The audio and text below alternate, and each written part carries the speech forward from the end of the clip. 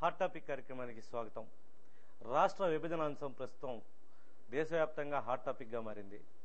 ఈ అంశానికి సంబంధించి ఇందులో అనేక ఇప్పుడు న్యాయ సంబంధిత అంశాలకు సంబంధించి చర్చించేందుకు ఈరోజు ఈ చర్చా కార్యక్రమాన్ని న్యాయ నిపుణులు రాజమండ్రిలో ప్రముఖ న్యాయవాదులందరితో కూడా చర్చ ఏర్పాటు చేయడం జరిగింది.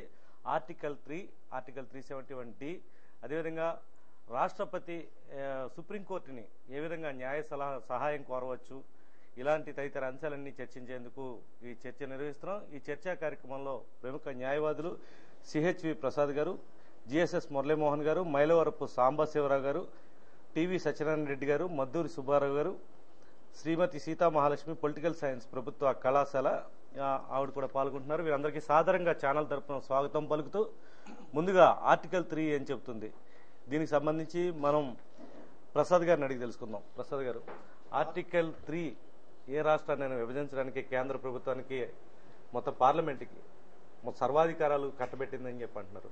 దీని మీద అనేక రకాల సందేహాలని న్యాయ నిపుణులు రకరకాలుగా వ్యక్తం చేస్తున్నారు. మీరేమంటారు? ఆర్టికల్ 3 ప్రకారం పార్లమెంట్కి సంపూర్ణమైన అధికారం ఉంది. ఏ రాష్ట్రాన్నైనా విభజించడానికి కానీ, ఒక రాష్ట్రం యొక్క సరిహద్దులు మార్చడానికి కానీ, లేదా దాని విస్తీర్ణం తగ్గించడానికి కానీ పెంచడానికి కానీ, దీనికి సంబంధించి ఒక చట్టం చేస్తే ఒక రాష్ట్రాన్ని కొత్త రాష్ట్రాన్ని ఫార్మ్ చేయొచ్చు. దీని గురించి ఆర్టికల్ 3 యొక్క కాకపోతే ఇది చేసే ముందర రాష్ట్రపతి ఆ బిల్లుని ఆ రాష్ట్ర అసెంబ్లీకి, ఆ రాష్ట్ర అసెంబ్లీ యొక్క వ్యూస్ గురించి పంపిస్తారు. Irrespective of the views of the assembly members of the legislature, parliament రాష్ట్రాన్ని విడదీయచ్చు, కొత్త రాష్ట్రాన్ని ఏర్పరచు. దీని గురించి earliest case Babulal paratha versus union of India అనే ఒక కేసు వచ్చింది. దాంట్లో ఒక రాష్ట్రాన్ని మూడుగా విభజించడానికి బిల్లు పంపించి ఆ రాష్ట్రం ఆమోదించిన తర్వాత దాన్ని state of Maharashtra and Gujarat కింద విడదీసినప్పుడు 3 కింద విభజించమని బిల్లు పంపించిన తర్వాత దాన్ని 2గా చేశారని బాంబే హైకోర్టులో దాన్ని ఛాలెంజ్ చేయడం జరిగింది. ఆ తర్వాత ఆ అపీల్ బాంబే హైకోర్టు కొట్టివేసిన తర్వాత సుప్రీంకోర్టుకు వెళ్ళింది.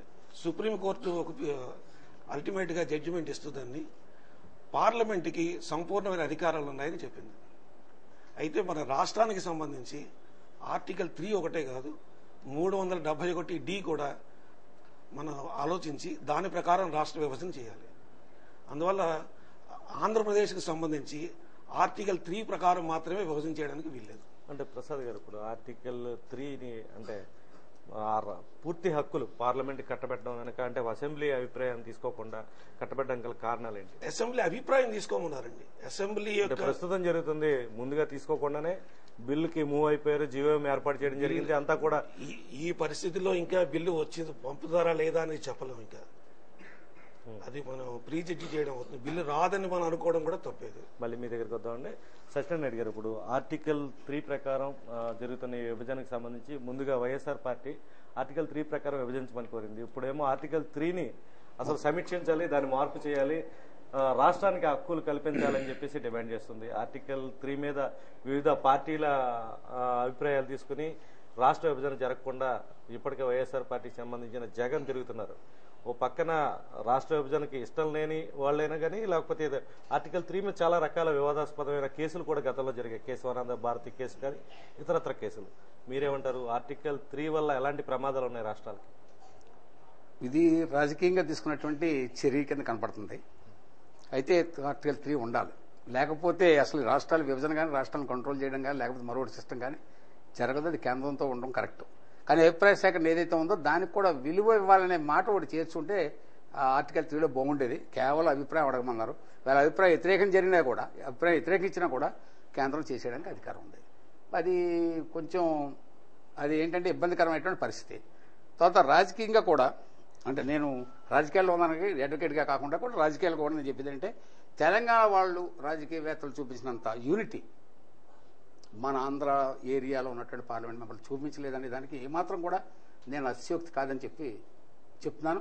కొంతమంది అయితే ఎంతవరకు వెళ్ళిపోయారంటే, మొన్న పనపాక లక్ష్మి గారు మాట్లాడుతున్నారు, విడిపోకుండానే అప్పుడే విడిపోయినట్టు ఆవిడ ఏం చెప్తున్నారంటే ఈ ఆంధ్ర ప్రాంతాన్ని ఒక ఏది సింగపూర్ చేసేస్తా అని, తర్వాత ఒంగోలునేమో మరో భాగ్యనగరం చేసేస్తానని వాళ్ళు మాట్లాడుతుంటే, బాధ్యతాయుతమైన స్థానంలో ఉన్న కేంద్ర మంత్రులు ఆ విధంగా మాట్లాడుతుంటే సిగ్గుసేటు. మరొక కేంద్ర మంత్రి విజయవాడ వచ్చి ఆవిడ చెప్పారు ప్యాకేజీల కోసం పోరాడడం మీరు, అంతేగాని ఇక మిగిలిన వాటి గురించి మీరు ఆలోచించకండి అన్నారు. అలాగే చిరంజీవి గారు, మనలో యూనిటీ లేదు, ఆంధ్ర పొలిటీషియన్స్ వల్లే జరుగుతుందేమో అనేది మాత్రం ఖచ్చితమైనటువంటి నా ఆలోచన. అయితే ఇక్కడ ఉన్న పార్లమెంట్ సభ్యులు 25 మంది, ఈ పార్టీ ఆ పార్టీ అన్ని పార్టీలు కూడా ఇంకా అట్టే మొగ్గుతున్నారేమో అనిపించింది. సరే ఈవేళ టర్న్ తీసుకున్నాడు ఆయన, జగన్ గారు మీరు చెప్పినట్టు ఏ టర్న్ తీసుకున్నా అతనికి మాత్రం ఇప్పుడు ఈవేళ పొలిటికల్ టర్న్. అది ఎంతవరకు ఆపగలడు ఏం చేయగలడు మనం చెప్పలేం, కానీ దేశం అంతా తిరిగి అతను ప్రతిపక్షాల్లో చాలా మంది చోట వాగ్దానం తీసుకుంటూ వస్తున్నాడు. ఆయన ముందుగా చేయమన్నది 3 ప్రకారం జగనే, మళ్ళీ దాన్ని మార్చాలి అని చెప్తుంది జగనే. ఏమంటారు ఈ నేను ఆయన యాక్చువల్ గా తీర్మానం చేసింది అయితే నేను చూడలేదు, చూడకుండా నేను మాట్లాడలేను. కానీ పత్రికలు చూస్తున్న దాని ప్రకారం అంగీకరించారని అంటున్నారు.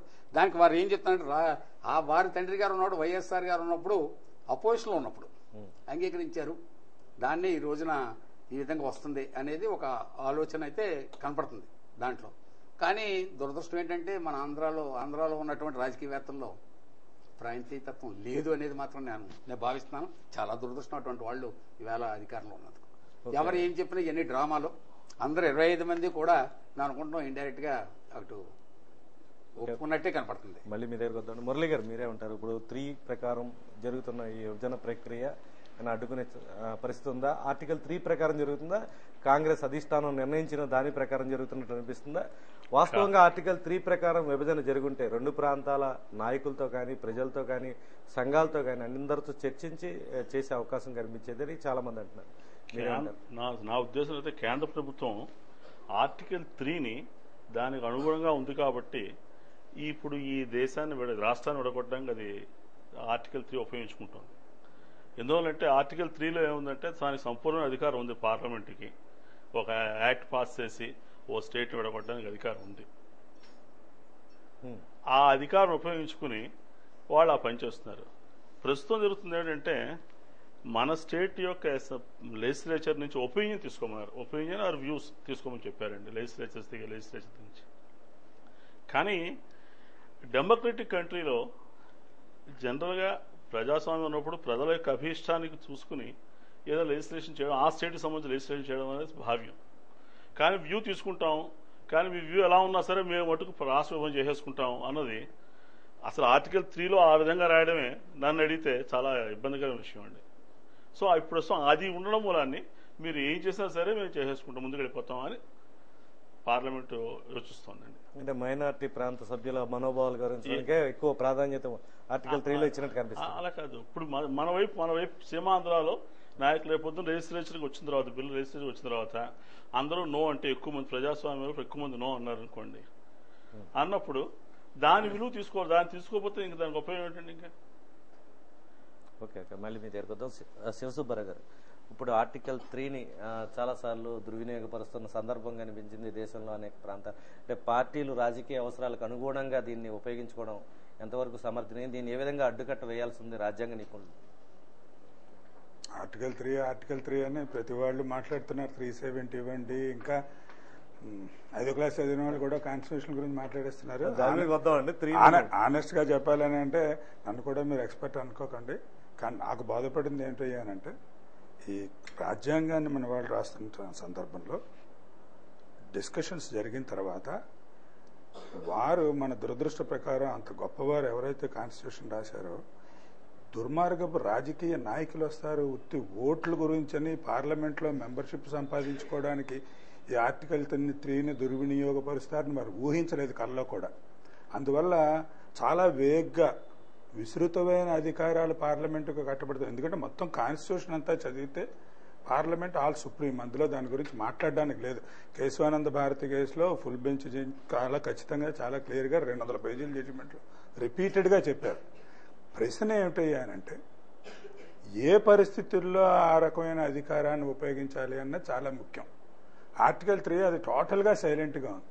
ఆర్టికల్ 3లో చాలా ఇంపార్టెంట్ చూడవలసింది అంటే మిగిలిన ప్రొవిజన్స్తో కాన్స్టిట్యూషన్లో చూస్తే మామూలుగా ఏదైనా ఒక చట్టం చేయాలి అంటే పార్లమెంటుకి అది బిల్లు ఎవరైనా సరే బిల్లు ప్రవేశపెట్టచ్చు పార్లమెంట్లో. పార్లమెంటు పీపుల్స్ హౌస్లో కానీ అప్పర్ హౌస్ కానీ లోయర్ హౌస్ రెండిట్లోనూ ప్రవేశపెట్టచ్చు. ఎవరైనాను ప్రభుత్వం ప్రవేశపెట్టచ్చు.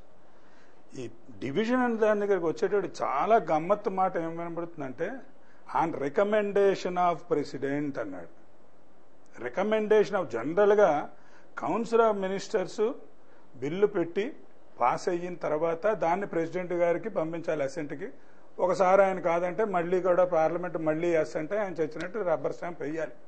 ఇది general other business any enactment దేనికైనా సరే కాన్స్టిట్యూషన్లో పిక్యులర్ ప్రత్యేకతగా కనబడుతున్నది నాకైతే మట్టుకు ప్రతి పదానికి మనం విలువిచ్చేటట్టయితే ఆన్ రికమెండేషన్ ఆఫ్ ప్రెసిడెంట్. మామూలుగా అయితే బాల్ క్యాబినెట్ నుంచి ప్రెసిడెంట్ దగ్గరికి వెళ్ళాలి, యాక్ట్ పాస్ అయ్యి. ఇది బాల్ ప్రెసిడెంట్ దగ్గర నుంచి బిల్లు రూపేణా వెళ్ళి అది కింద అసెంబ్లీకి వచ్చి వ్యూస్ కనుక్కుని దాని తర్వాత పార్లమెంట్ లో పెట్టడం డిస్కషన్. ఇక్కడ రివర్స్ లో జరుగుతోంది. ఈ రోజు వరకు ప్రెసిడెంట్ గారు నోరిప్పలేదు. ప్రెసిడెంట్ రికమెండ్ చేస్తాడా లేదా అని. కావాలంటే ఇక్కడ ఇంకా మా మిత్రులు ఉన్నారు, అందరూ కావాలంటే ఒకసారి ఆర్టికల్ 3 ఒకసారి చదువుదాం. కావాలంటే on recommendation of president, that's what article 3 says. ఒక్కసారి నలుగురికి తెలియడానికి చాలా బాగా డిస్కస్ చేస్తున్నారు. Parliament by law may do something provided that no bill for the purpose shall be introduced in either house of parliament except on the recommendation of president. అది president నోరిప్పడానికి chance ఎక్కడ ఇచ్చారండి? అది లేకుండా ఒకవేళ అలా కాదు, నేను దీనికి ప్రత్యేకమైన ఇది ఎందుకు ఇస్తున్నానంటే ప్రెసిడెంట్ యొక్క రికమెండేషన్ అన్నమాట మీకు కాన్స్టిట్యూషన్ లో ఎక్కడ కనబడదు. అటువంటప్పుడు ఏదో గ్రూప్ ఆఫ్ మినిస్టర్స్ అన్నారు, లేకపోతే కాంగ్రెస్ వర్కింగ్ కమిటీ అన్నారు, ముందు పొలిటికల్ డెసిషన్స్ అన్నారు. ఇవన్నీ కూడా నా దృష్టిలో ముందు మనం గుర్రానికి ముందు బండి కడుతున్నారు. ఇది ఒక టెక్నికల్ ఆస్పెక్ట్ అవ్వచ్చు, కానీ ప్రతి గడ్డిపోచా పట్టుకుని వెళ్ళాడుతాను. నేను డిస్కషన్లో విన్నాను, ఏం చేస్తాను తప్పదు. 2 ఆర్టికల్ 3లో అధికారం అయితే పార్లమెంట్కి ఇచ్చారు, కానీ ఈ అధికారాన్ని ఇందాలే చెప్పాను, ఏ పరిస్థితుల్లో ఆ అధికారాన్ని ఉపయోగించవచ్చు, ప్రజాభిప్రాయానికి వ్యతిరేకమా కాదా తర్వాత పెట్టండి. మనసులో యొక్క భావాలు భావోద్రేకాలు ఇవన్నీ పక్కన పెట్టండి. దాని మెయిన్ ఆబ్జెక్ట్ ఏమిటి అయి ఉండాలి, దాని అవసరం ఏమిటి అయి ఉండాలి. ఏ చట్టం చేసినా పార్లమెంట్ కానీ అసెంబ్లీ కానీ ఎక్కడ చేసినా సరే డెమోక్రటిక్ కంట్రీలో ఒక మంచి ఆబ్జెక్ట్ ఉండాలి, ఒక తప్పనిసరి అవసరం ఉండాలి. అందుకనే మీరు చూస్తే ప్రతి చట్టంలోనూ ముందు ఆబ్జెక్ట్స్, దానికి రీజన్స్, సపోర్టింగ్ రీజన్స్ ఇస్తారు. ఎవరు బిల్లు ప్రవేశపెట్టినండి, ఏ యాక్ట్ కావాలి. ఇందులో ఆబ్జెక్ట్ లేదు. ఆబ్జెక్ట్ ఆఫ్ కోర్స్ పైకి కనబడేది ఏంటయ్యా అంటే డివిజన్. రీజన్స్ ఏంటయ్యా? ఒక రీజన్ తెలంగాణ వాళ్ళు అక్కడ ప్రాంతీయులు గత 60 సంవత్సరాల నుంచి అడుగుతున్నారు. అదే కరెక్ట్, అది ఒకటే రీజన్ అయినట్టయితే దేశంలో చాలా రాష్ట్రాలను విభజించాలి. ఒకటి, ఒకవేళ ప్రజాభిప్రాయం ఎప్పటి నుంచో ఉంది కాబట్టి మేము విడదీస్తున్నాం అంటే ఈక్వల్ గా సమంగా ఉంచాలని మెజారిటీ తెలుగు వాళ్ళు మాట్లాడే వాళ్ళు, భాషా ప్రయుక్త రాష్ట్రంలో వాళ్ళు అంటున్నారు. అప్పుడు మెజారిటీకి డెఫినెట్ గా తలమొగ్గాలి. సో రీజను చెప్పేది ఒకటి, దానికి కలరబుల్ లెజిస్లేషన్ అంటారు. దుర్మార్గపు ఉద్దేశంతో ఆబ్జెక్ట్ ఒకటి, కారణాలు వేరు, కానీ నువ్వు అధికార దుర్వినియోగం చేస్తున్నావు అన్నప్పుడు వారు చేసే చట్టం చల్లదు. నాకు పూర్తి నమ్మకం ఉంది, ఈ సుప్రీంకోర్టులో ఏ రకంగా ఏ రోజునైనా సరే సుప్రీంకోర్టులో తీరాలి. సుప్రీంకోర్టుకి ప్రభుత్వం, ఈ ప్రభుత్వం రానివ్వండి, రేపు పార్లమెంట్ మారిపోయి చివరికి ఎన్డీఏ ఒకవేళ కానీ వచ్చినట్టయితే వాళ్ళైనా సరే జవాబు చెప్పుకోవాలి. వీళ్ళు చేసిన తప్పుల తడకల యాక్ట్ని ఎన్డీఏ ప్రభుత్వం వస్తే వాళ్ళైనా సుప్రీంకోర్టులో నిలబడి అయ్యా దీని ఆబ్జెక్ట్ ఇది, దీని రీజన్స్ ఇవి. ఇంతవరకు ఒకటి చాలా క్లియరు, రాజకీయ నాయకులందరూ కుమ్మక్కయ్యి దుర్మార్గ. జేఎఫ్ కెనడీ ఎప్పుడో అన్నాడు, ఆయన ఏమిటన్నాడు, ప్రతి తల్లి తన కొడుకేమో ప్రెసిడెంట్ అవ్వాలనుకుంటుంది, కానీ పొలిటీషియన్ అవ్వకూడదు అనుకుంటుంది. ఇప్పుడు మనకి అలాంటి పొలిటీషియన్లు ఉన్నారు, తల్లి కోరుకునేలాంటి వాళ్ళు కాదు. ఇక్కడ వీపు చీరేయవలసిన వాళ్ళు నాయకులుగా తయారయ్యారు. నాయకులు ఏంటి దుర్మార్గులు. మళ్ళీ మీద సాంబశివరావు గారు, మీరు ఎంతవరకు ఎక్కిపిస్తారు ఈ అంశానికి సంబంధించి? రాష్ట్రపతి దాన్ని అంటే గుర్తించి వాళ్ళ జీవోఎం ఏర్పాటు విషయంలో కానీ అసలు విభజన ప్రక్రియకి ఆద్యుడు కావాల్సింది రాష్ట్రపతి. అసలు రాష్ట్రపతి పూర్తిగా సుబ్బారావు గారు చెప్పినట్టు డమ్మీగా చేసి కేంద్ర ప్రభుత్వం ఆడుతున్న ఈ గేమ్ లో అటు రాజ్యాంగ పరిరక్షకులు ఏం చేస్తున్నట్లు మన దేశంలో 3, ఆర్టికల్ 4, ఆర్టికల్ 368 ఈ 3 కలిపి చదివితే గానీ విభజన ప్రక్రియ గురించి మన సమగ్రమైన అవగాహన రాదు.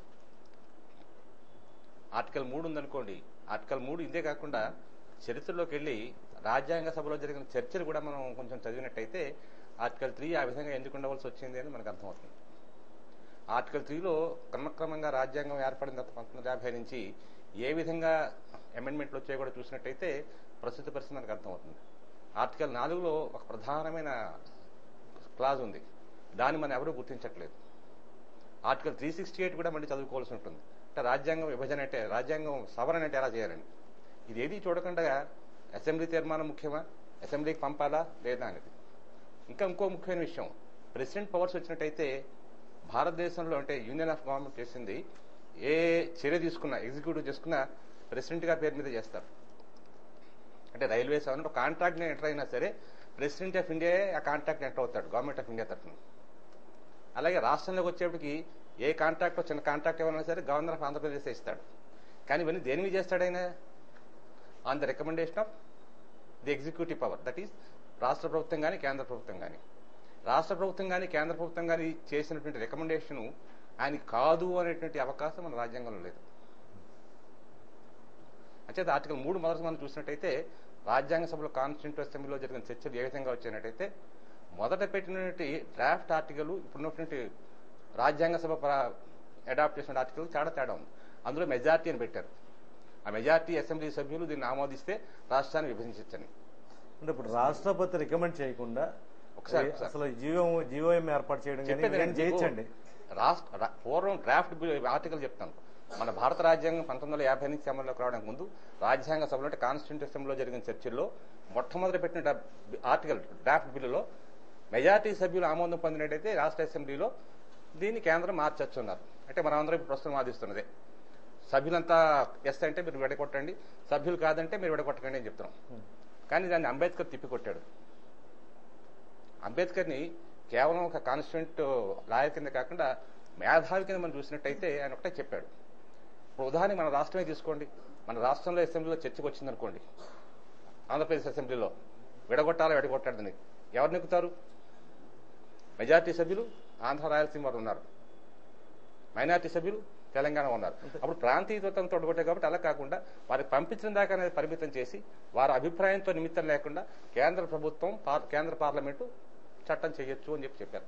సాంబశివరావు గారు, నేను అడిగేది సామాన్య ప్రజల్లో ఉన్న డౌట్, రాష్ట్రపతి ఎలాంటి రికమెండేషన్ ఇంకా చేయకుండా జీఓఎం ఏర్పాటు కానీ దాని మీద చర్చలు కానీ ఇవన్నీ జరగడానికి అవకాశం ఉందంట. దానికి ఒకటే చెప్తున్నాను, రాష్ట్రపతి చెయ్యాలి అన్నట్టయితే ఇందాకే చెప్పాను మీకు ఉదాహరణ, గవర్నమెంట్ రికమెండ్ చేస్తే ఆయన చేస్తాడు. రాష్ట్రపతి స్వయంగా వచ్చి నేను అసెంబ్లీలో తీర్మానం పెట్టమని చెప్పి చెయ్యడు. మన రాజ్యాంగం అది సమ్మతించదు.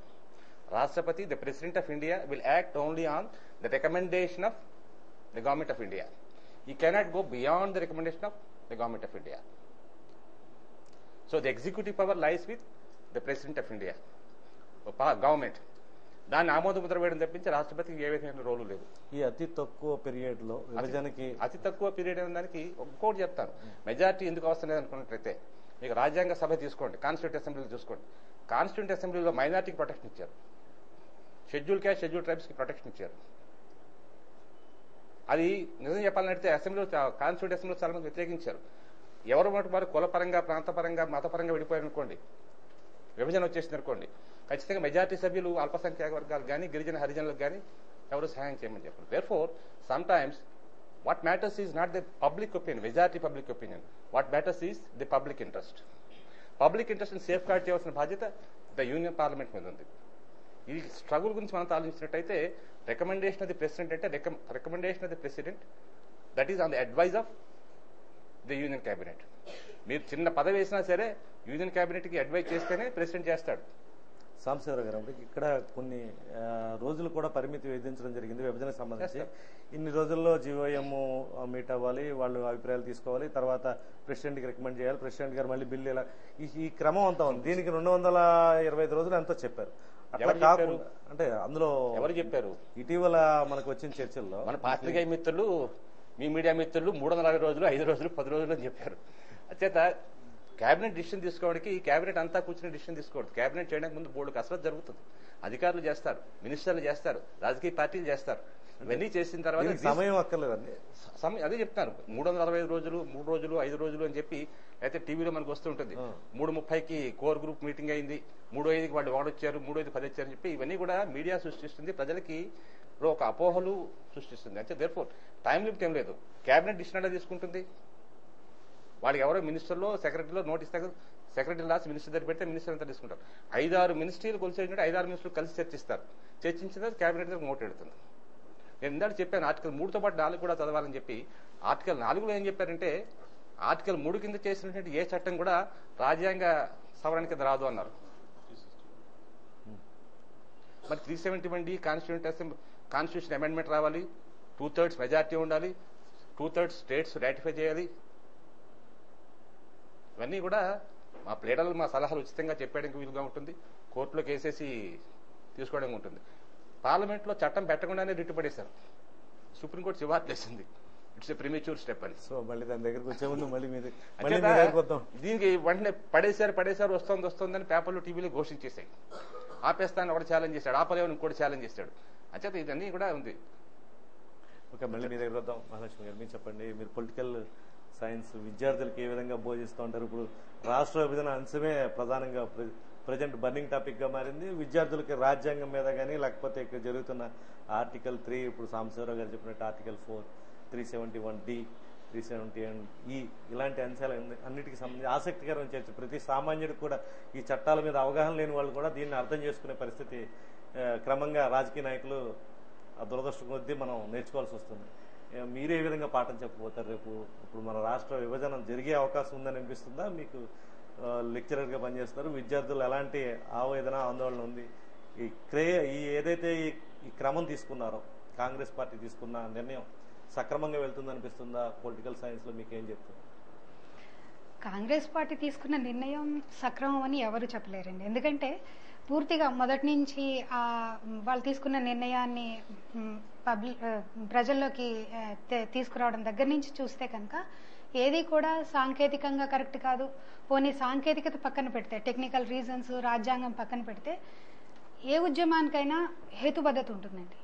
ఎవరైనా సరే ఒక అధికారం లేదా బాధ్యతాయుతమైన పదవుల్లో ఉన్నప్పుడు ప్రతిదాన్ని టేకెన్ ఫర్ గ్రాంటెడ్ గా కాకుండా దాని వెనుక ఉన్న హేతుబద్ధత చూడాలి. హేతుబద్ధత, పెద్ద పెద్ద ఉద్యమాలు అయితే వాటి వెనక ఉన్న చిత్తశుద్ధి కూడా చూడాలి. సో ఈ రెండూ లేకుండా పైన కనిపించే కోర్ పట్టించుకోకుండా సూపర్ఫిషియల్ గా వాటి నిర్ణయాలు తీసుకోవడంలో ఏ ఒక్కరూ సమర్థించలేరు. రాజ్యాంగమే కాదు, సాధారణ ప్రజానీకానికి కూడా దాని వెనుక ఏమాత్రం లాజిక్ లేదనే విషయం ప్రతి చిన్న వాళ్ళకి ఇప్పుడే మన నిపుణులు చెప్పినట్టుగా ఈవెన్ ప్రైమరీ స్కూల్ స్టూడెంట్స్ కూడా ఈజీగా అర్థమవుతుంది. రాజ్యాంగబద్ధంగా పక్కన పెడితే కనుక ప్రజాభిప్రాయం ఎంతవరకు ఉందో కూడా తెలుసుకునే పరిస్థితి ఏ రాజకీయ నాయకులు ప్రయత్నించలేదు. అంటే పూర్తిగా ఆంధ్రప్రదేశ్ రాష్ట్రాన్ని దృష్టిలో ఉంచుకుంటే, ఇప్పుడు ఎవరో చెప్పారు మన రాజకీయ ప్రతినిధులకి ప్రాంతీయతత్వం లేదని. నా దృష్టిలో ప్రాంతీయతత్వం కాదండి, మన రాజకీయ ప్రతినిధులకి అసలు జాతీయ స్ఫూర్తి లేదు. జాతీయ స్ఫూర్తి, సమాఖ్య స్ఫూర్తి ఉంటే కనుక పరిస్థితి ఇంతవరకు వచ్చేది కాదు. కారణం ఏంటంటే అక్కడ కేంద్ర స్థాయిలో అంటే సమాఖ్యలో యూనియన్ పరంగా స్థానాల్లో ఉన్నవారు కానీ రాష్ట్ర ప్రతినిధులుగా మనం ఎవరినైతే పంపించుకుంటున్నామో, దురదృష్టవశాత్తు రీసెంట్ స్టడీస్లో తెలిసింది ఏంటంటే మన శాసనసభ్యులకు కానీ పార్లమెంట్ సభ్యులకు కానీ రాజ్యాంగం గురించి తెలియదు, వాళ్ళ బాధ్యతల గురించి కూడా తెలియదు. సో ఇప్పుడు మనమున్న రాజకీయ సమాజం ఎట్లా ఉందంటే మన రాజకీయ నాయకులు, మన రాజకీయ ప్రతినిధులకి వాళ్ళు అక్కడికి వెళ్ళి ఏం చేయాలో, ఏం మాట్లాడాలో, లేకపోతే రాజ్యాంగంలో ఏముందో కూడా తెలియని ప్రతినిధుల్ని మనం పంపించుకుంటున్నాం. కాబట్టి ఇక్కడ ముఖ్యమైన ఫస్ట్ ఆఫ్ ఆల్ మనం రాజ్యాంగం కూడా కొంచెం మాట్లాడుకుందాము. అంటే సాధారణంగా సామాన్య ప్రజలకు అర్థమైన సామాన్య విషయాలు కూడా రాజకీయ ప్రతినిధులు అక్కడికి వెళ్ళి చెప్పలేని పరిస్థితిలో ఉన్నారు. కారణం ఏంటి? వాళ్ళకి తెలియక కాదు. సాధారణంగా మనం ఆలోచిస్తున్నట్టే వాళ్ళు ఆలోచించి దానిలో హేతుబద్ధత చెప్పగలుగుతున్నారు.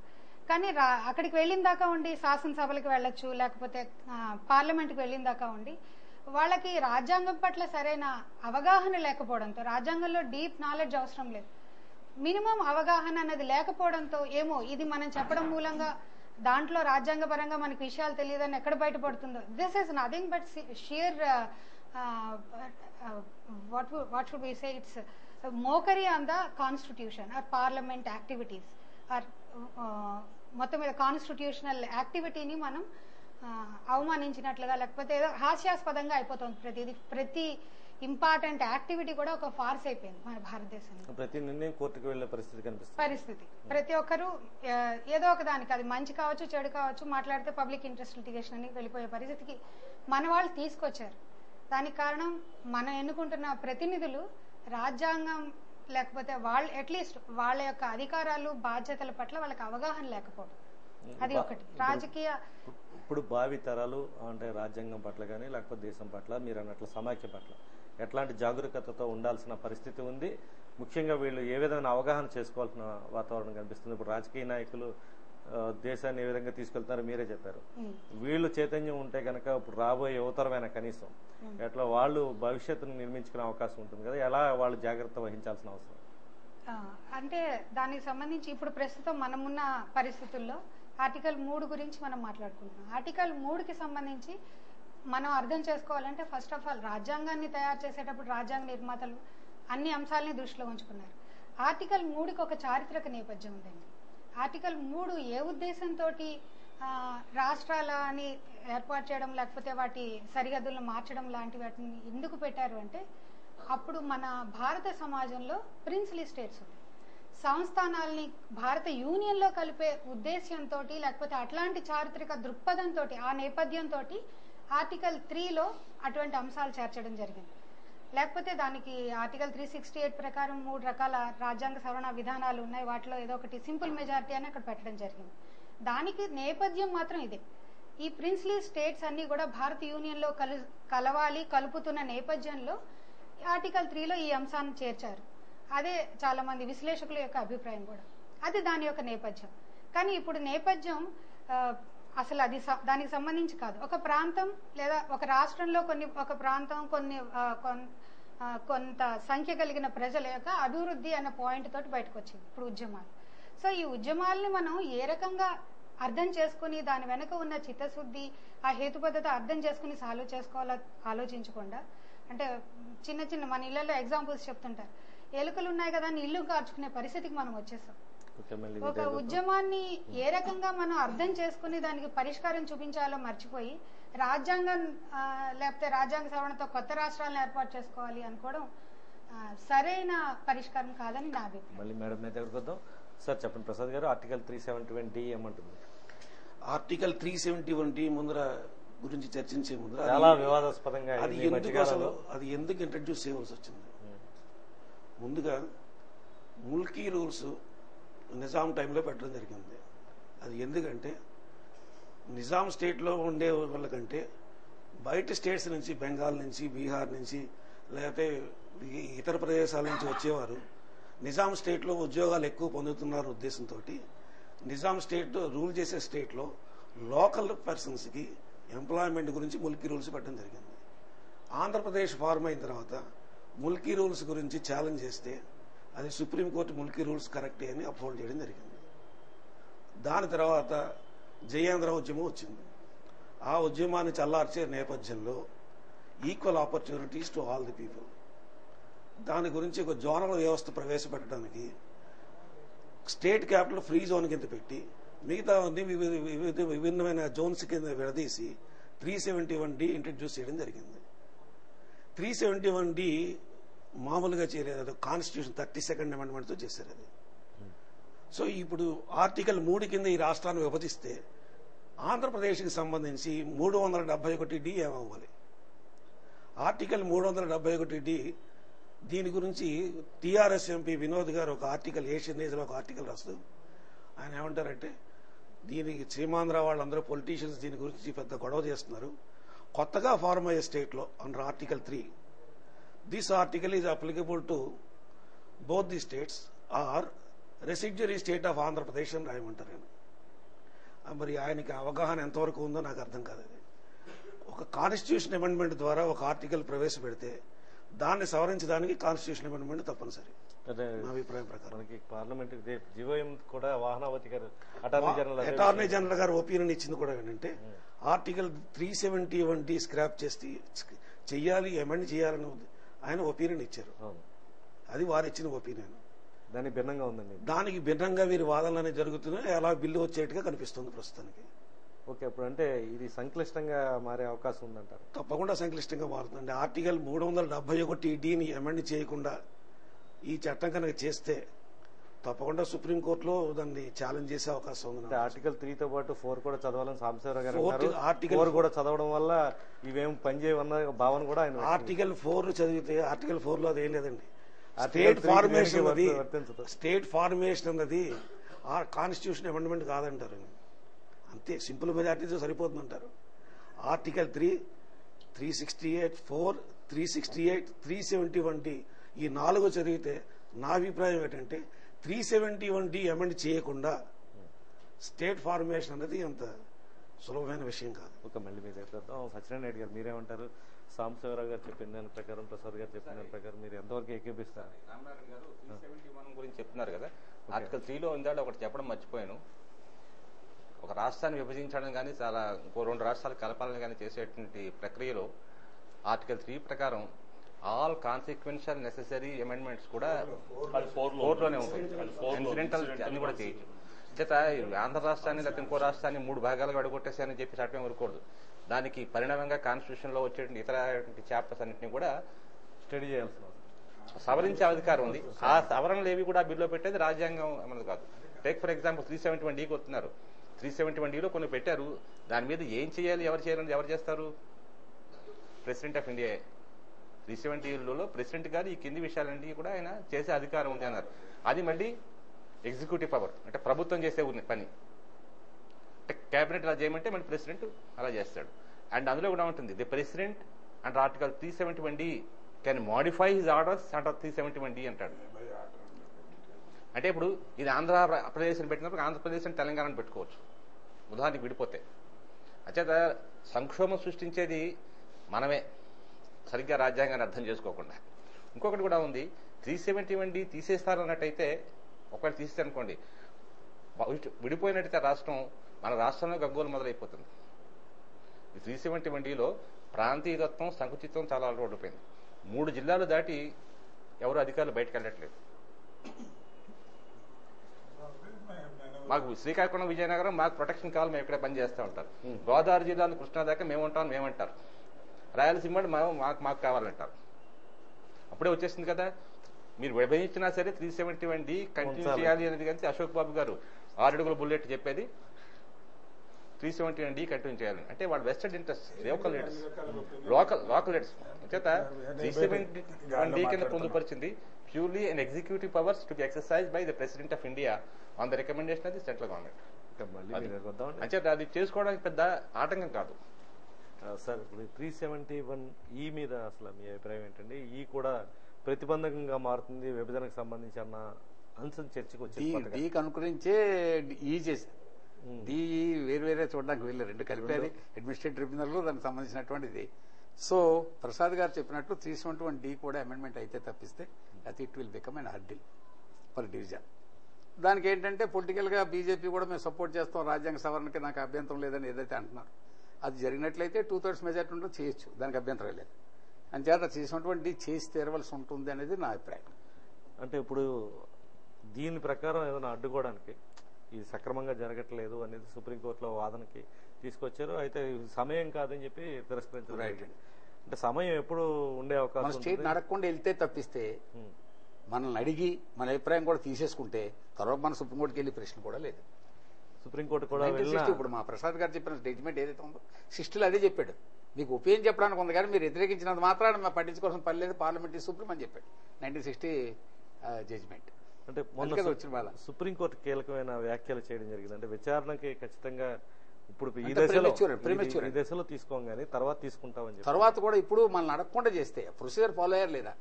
ఆర్టికల్ 3లో ప్రొవిజన్లో ఏముందండి? ప్రొవిజన్లో ఏముంది? ఖచ్చితంగా ఏ స్టేట్కి అయితే మార్పులు చేర్పులు చేస్తున్నారో ఖచ్చితంగా రాష్ట్రాన్ని అడగాలి, అసెంబ్లీని అడగాలి. అంటే మమ్మ అనిపించడానికి ఏదో కార్యక్రమం నడిపించే ఒకవేళ కాదన్నా కూడా చేయొచ్చని ఉంది. Only opinion view. తర్వాత మధ్యప్రదేశ్లో జడ్జిమెంట్ తీశాను. దాంట్లో ఏముందంటే ఇప్పుడు అది మధ్యప్రదేశ్ జడ్జిమెంట్ అప్పుడు కూడా వాళ్ళు చెప్పింది ఇదే, ఏది అడగడం అనేది ఇది అడిగిన తర్వాత లేదన్నా కానీ కార్యక్రమం చేసుకోవచ్చాను. అది గతంలో కూడా కొన్ని స్టేట్లో ఈ ప్రాబ్లం వచ్చింది. తర్వాత అక్కడ ఇంకో మాట వచ్చింది, అది ప్రెసిడెంట్ రూల్ పెట్టి కానీ మాత్రం చేయడానికి వీల్లేదు. అది ఫండమెంటల్, అది ఒక జడ్జిమెంట్ ఉంది. ప్రెసిడెంట్ రూల్ పెట్టేసి ఏదో లెజిస్లేటివ్ పవర్స్ ఆటోమేటిక్గా ఢిల్లీ అవుతుంది కాబట్టి ప్రెసిడెంట్కి అప్పుడు వాళ్ళు చేసేస్తారనేది ఒకటి ఈ మధ్యకాలంలో కొంతమంది వినిపిస్తున్నారు. అది మాత్రం కరెక్ట్ కదా. అంటే మరి స్టేట్లు అసెంబ్లీ పనిచేస్తూ ఉండాలని చెప్పారు. ఆ దిశగా నాయకులు ఎందుకు చొరవ చూపించాలి అంటే వీళ్ళందరూ రాజీనామాలు చేయడం కానీ లేకపోతే రాజ్యాంగ సంక్షోభం సృష్టించడం వల్ల మధ్యకాలంలో నేను అంటే రూల్స్ ఒకవేళ వచ్చేలాగా చేయడం. కాంగ్రెస్ వాదాన్ని ఒకసారి పక్కన పెడితే ముఖ్యమంత్రి గారు మాట చెప్పారు మనం, నేను పైలాను తుఫాన్ ఆపలేకపోయాను కానీ ఆంధ్రప్రదేశ్ విజన్ మాత్రం నేను ఏ పరిస్థితిలోనూ అడ్డుకోగలను మాట అయితే ఆయన పబ్లిక్ స్టేజ్ మీద ఇవాళ కూడా మధ్యాహ్నం చూశాను. అంటే ఏ కాన్ఫిడెన్స్ తో ముఖ్యమంత్రి ఆయన అసెంబ్లీకి వస్తే అసెంబ్లీలో నేను నిలుపుదల చేయగలను అనే ఏదో దృక్పథంలో ఉన్నట్టు ఉంది ఆయన. అంటే మీరు సీనియర్ న్యాయవాదిగా మీకేమనిపిస్తుంది అంటే ఆయన మాట అన్నారు 371D మీద నాకు న్యాయ నిపుణులు కూడా కరెక్ట్ క్లారిఫై చేయలేకపోతున్నారు, క్లారిటీ లేదు నాకు ఇంతవరకు 371D మీద అని చీఫ్ మినిస్టర్ గారు కూడా స్టేట్మెంట్ ఇచ్చారు.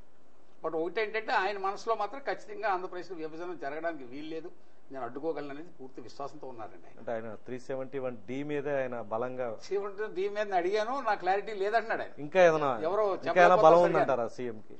ఇంకా ఉండాలి పొలిటికల్ గా ఏదో ఉండాలి, లేకపోతే అంత గట్టిగా చెప్పరు కదా. అంటే మీరు న్యాయవాదితో పాటు సీనియర్ పొలిటీషియన్ గా కూడా ఉన్నారు, ఏ బలంతో ముఖ్యమంత్రి ఆ మాటలు మాట్లాడతారు? కాంగ్రెస్ ఈ పార్టీ పరంగా నష్టం జరుగుద్దని ఏదైనా ఒత్తిడి తీసుకొచ్చి ఆప్ చేస్తే ఆప్ చేయొచ్చు.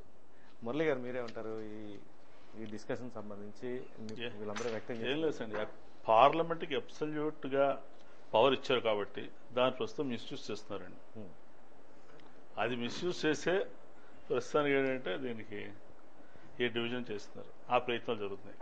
ఇప్పుడు 371D ప్రకారం 371D అడ్డం వస్తుంది నా వరకు అయితే, పర్సనల్ వ్యూ అయితే 371D అడ్డం రాదండి. మామూలు డివిజన్ చేస్తే పార్లమెంట్ తర్వాత ప్రెసిడెంట్ ఎగ్జిక్యూటివ్ మన సాంబశివరావు చెప్పినట్టుగా తర్వాత దానికి సంబంధించిన లా అది పాస్ చేసుకుంటారు, అమెండ్ చేసుకుంటారు కాన్స్టిట్యూషన్ 2/3 మెజారిటీతో. ఇది అంటే వివాదాస్పదంగా మారిన ఈ అంశానికి సంబంధించి సుప్రీంకోర్టుని రాష్ట్రపతి సలహా కోరే అవకాశం కూడా ఉంది. రాష్ట్రపతి సలహా కోరే అవకాశం ఉందంటారా? రాష్ట్రపతి సలహా కోరితే రాష్ట్రపతి గారు ఆయన టర్న్ ఆయన మళ్ళీ లీగల్ ఒపీనియన్ తీసుకోవచ్చు చీఫ్ జస్టిస్ దగ్గర నుంచి. రాష్ట్రపతి రాజ్యాంగ నిపుణులని అందరూ అంటూ ఉంటారు, ఆయన ఆ దిశ కూడా వెళ్ళి విభజన ప్రక్రియ అడ్డుకునే సరిగ్గా లేదని కావాలని అనుకుంటే ఆయన రాష్ట్రపతి చేయొచ్చు. అంటే కాంగ్రెస్ అధిష్టానం ప్రకారం మాట వినే అవకాశం ఉందా రాష్ట్రపతి, లేకపోతే ఆయన ఓన్ వ్యూలో వెళ్ళే అవకాశం ఉందా? ఆయన ఓన్ వ్యూలో వెళ్ళొచ్చు, తప్పులేదండి. రాష్ట్రపతి అంటే వెళ్లే ఛాన్స్ ఉంటుందండి, ఆ విధమైన నమ్మకం. లేకపోతే రాష్ట్రపతికి ఆయనకి రిఫర్ చేయడం ఎందుకు ఇప్పుడు? ఓకే, ఇప్పుడు సుబ్బారావు గారు మీరు చెప్పండి, సుప్రీం సూచనల్ని రాష్ట్రపతి తప్పనిసరిగా ఆమోదించే అవకాశం ఉండదు, లేకపోతే పరిశీలించి ఆయన చేయాల్సింది చేయొచ్చు? సార్ మనం గాలిలో మాట్లాడుతున్నాం, మీ మీడియా ద్వారా తెలుస్తోంది అంటే decision was already taken by a group of political parties. Number game పార్లమెంట్లో మనం వేచి చూడాలి. ప్రజాస్వామ్యం మీద నమ్మకం ఉన్న పార్లమెంట్ మెంబర్సు ఈ పార్టీ ఆ పార్టీ అని కాదు, ఆంధ్ర నుంచి వచ్చాడా తెలంగాణ నుంచి వచ్చాడని కాదు, గుండె మీద చేసుకుని ఏది ప్రజలకు మంచిది. కాన్స్టిట్యూషన్లో ఆర్టికల్ 38లో డైరెక్టివ్ ప్రిన్సిపల్లో పెట్టారు, ఏమని ప్రాంతీయాలు అన్ని ప్రాంతాలు సమానంగా డెవలప్ అవడానికి తగినటువంటి చట్టాలు అవి చేయాలి, ఇటువంటి ఒక డైరెక్టివ్ ప్రిన్సిపల్ పెట్టారు. సుప్రీంకోర్టు వారు కొన్ని సందర్భాల్లో డైరెక్టివ్ ప్రిన్సిపల్స్ని ఫండమెంటల్ రైట్స్ కానీ అన్నారు. సో ఆ రకమైన డైరెక్టివ్ ప్రిన్సిపల్ని ఫాలో అవ్వాలి అని అంటే నాలాంటి వాడిని వేసే ప్రశ్న 1-10 సార్లు నేను వేసుకుంటున్నది, విభజన ఒకటైనా మార్గం, విభజన లేకుండా ఈ ప్రాంతీయ అసమానతలు ఈ డెవలప్మెంట్ అనండి, ఎడ్యుకేషన్ అనండి, ఇంకో ఫీల్డ్లో కానండి తొలగించవచ్చా? అటువంటి ప్రయత్నము ఇప్పుడున్న రాజకీయ ప్రతినిధులు ఒక్కడు కూడా ఆలోచించినట్లేదు. ప్రతి వాడు కూడా వచ్చే ఎలక్షన్లో నేను ఎలక్ట్ అవుతానా లేదా అన్నది ఆలోచిస్తున్నారు. ఒకటి, ఇది పార్లమెంటుకి వస్తే పాపం అంబేద్కర్ లాంటి మహానుభావులు అందరూ కూడా ఏమిటి ఊహించారు, అందరూ వాళ్ళలాగా మంచిగా ఆలోచిస్తారని అనుకున్నారు. దుర్మార్గపు ఆలోచన రాజకీయ ప్రతినిధులు వస్తారని అనుకోలేదు. అందువల్ల వాళ్ళు ఏమిటనుకున్నారు, పార్లమెంట్లో చాలా విస్తృతమైన చర్చ జరుగుతుంది, ప్రజాప్రతినిధులందరూ మాట్లాడతారు, అసెంబ్లీలో కాకపోయినా స్టేట్ అసెంబ్లీ రిప్రజెంటేటివ్ పార్లమెంట్లో ఉంటారు కాబట్టి అందుకనే దాని సాంబు గారు ఇచ్చారు అమెండ్మెంట్లు ఎలాగొచ్చాయని, అంబేద్కర్ గారు మహానుభావుడు ఎందుకు చెప్పాడు అని. ఆ మెజారిటీ అన్నమాట అసెంబ్లీకి వదిలేయకుండా పార్లమెంట్లో ఎందుకు పెట్టారంటే దేశ సమగ్రత అంతటినీ దృష్టిలో పెట్టుకుని అందరు పార్లమెంటేరియన్లు డిస్కస్ చేస్తారు, అక్కడ మెజారిటీ ఉంటుంది కదా, దాన్ని బట్టి వెళ్తుంది. అందుకని స్టేట్కి మెజారిటీ అని అనుకోవడం అనవసరము, ఈ భావోద్రేకాల వాళ్ళు ఏమైనా మాట్లాడచ్చు అన్నారు. కానీ దౌర్భాగ్యం ఏంటి, ఇప్పుడు నిర్ణయం తీసుకున్నాక ఆ పార్టీ ఇచ్చాడు ఉత్తరం, ఈ పార్టీ ఇచ్చాడు ఉత్తరం, అందుకే నేను కూడా అదే బ్యాండ్ వ్యాగన్ మీద జంప్ చేస్తున్నాను. ఇది తప్ప దాని యొక్క అవసరం ఆవశ్యకత గురించి మాట్లాడిన వాడు ఎవడున్నాడు? ఇప్పుడు పార్లమెంట్ లో ఇప్పుడు మనం చాలా ముందుగా ఏవో ఊహించేసుకున్నాం, 371D అమెండ్మెంట్ కావాలా కాదా. అసలు ప్రజలకి ఇది అర్థం అనవసరం. నేను ఇంటిగ్రేషనిస్ట్ని, నేను అసలు ప్రపంచం అంతా ఒకటిగా ఉండాలనుకుని కోరుకునేవాడిని, యూనివర్సల్ బ్రదర్హుడ్ కోరుకునేవాడిని. నేనేంటంటాను, ఇప్పుడు ఈ రాజకీయ ప్రతినిధులు నాయకులు అని ఊరికే కాలర్ లెగలేసి తిరుగుతున్న వాళ్ళు తప్పటడుగులు వేసి తీరాలి. బురదలో కాలు ఆల్రెడీ వేశారు, ఆ బురదలోంచి బయటికి రావడానికి ప్రయత్నం చేశారు. మీడియా ఈ రోజుల్లో ఉన్నది కాబట్టి ప్రచారం జరుగుతోంది. సుప్రీంకోర్టు మీద నాకు నమ్మకం ఎందుకయ్యానంటే 1960 నాటికి ఉన్న సిచ్యువేషన్కి 2013లోనూ సుప్రీంకోర్టు యొక్క అభిప్రాయాలు నిర్ణయాలు తీసుకోవడం, దాంట్లో మనుషులు ప్రజానీకం యొక్క మాటకి ఎక్కువ విలువిస్తున్నారు. నేను లాస్ట్ టైం కూడా ఒకసారి చెప్పాను, ఒక అతనికి ఉరిశిక్ష ఖరారు చెయ్యాలా లేదా అన్నది పార్లమెంట్ని అటాక్ చేశాడు అన్నవాడి మీద ప్రజలందరూ కోరుకుంటున్నారు, అందుకని వాడికి ఉరిశిక్ష వేస్తాను. అలాంటి ఉన్న సుప్రీంకోర్టు నిర్భయ కేసులు లాంటి దాంట్లో కూడా వెంటనే ఇంకోటి ఏది చేయాలి, ప్రజలందరూ కోరుకుంటున్నారు అని చట్టాలు మారుస్తున్న రోజుల్లో ఈ రోజున ప్రజలు ఇంతమంది రోడ్డు మీదకి వచ్చి ఊరికి ఆహాకారాలు చేసిన రోజున సుప్రీంకోర్టు కూడా నో ప్రజల మాటకి సంబంధం లేదు, ప్రజలంటే తప్పనిసరిగా డెమోక్రసీలో elected representatives, no doubt about that. But ఇది ఒక దొంగాట అయితే ఒప్పుకుంటారా?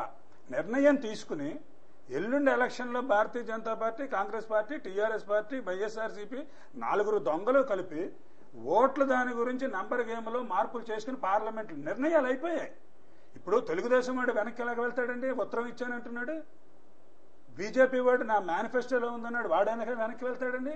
ఇది డ్రామా కాకపోతే ఏంటి? పార్లమెంట్లో డిస్కషన్ ఏంటి? ఇంకా decision was already taken by political leaders or so called representatives. They are not representatives of the public opinion, they are bloody political ప్రతినిధులు. That's all, nothing more. ఇది దేశ సమగ్రతకి 371D లింకులు ఇవన్నీ ఎందుకు వస్తున్నాయంటే ఆయన చెప్పింది కరెక్టే, ఈయన చెప్పింది కరెక్టే, ఈయన చెప్పింది కరెక్టే. యాన్సిలరీ, ఇన్సిడెంటల్, కాన్సిక్వెన్షియల్ అని అన్నారు. ఒక స్టేట్ని విభజిస్తుంటే అసలు మెయిన్ చాలా ఇంపార్టెంట్ మనం గుర్తుంచుకోవాల్సింది. సాంబు గారితో ఒక విషయం ఆలోచించమని చెప్తాను. ఈ ancillary, incidental and consequential to amendment to schedule 1, schedule 4 by virtue of article 3.